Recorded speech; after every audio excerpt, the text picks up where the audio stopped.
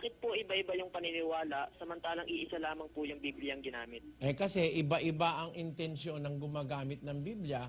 Meron gumagamit ng Biblia para kumita ng pera, kaya naiiba ang paniwala para kumita ng pera.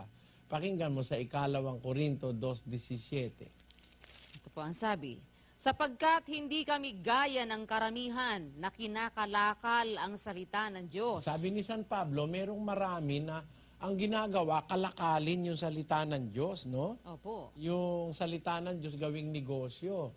Nagkakaiba-iba dahil may iba-ibang intensyon yung nangangaral o gumagamit ng Biblia. Meron nangangaral para maraming pera, ginawang hanap buhay yung salita ng Diyos, ninegosyo.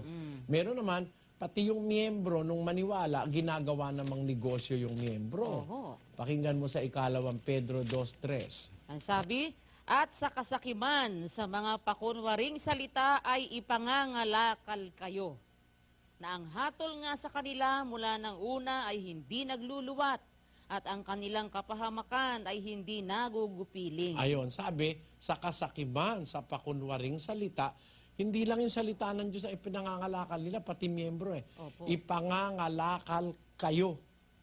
Ayun. Hindi mo?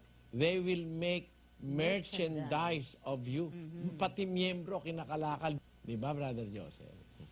Kaya masasabi natin, kapatid, nagkakaiba-iba dahil may iba-ibang intensyon yung mga nangangaral. Meron naman, kaya nangangaral dahil kampi-kampi. Pakinggan mo sa 1:15 ng Filipos. Tunay na ipinangangaral ng iba si Kristo sa kapanaghilian at sa pakikipagtalo at ng mga iba naman sa mabuting kalooban.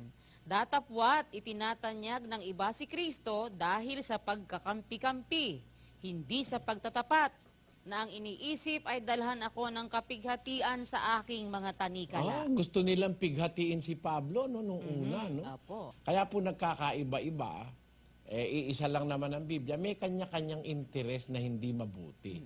Yun po ang sagot dyan, kapatid.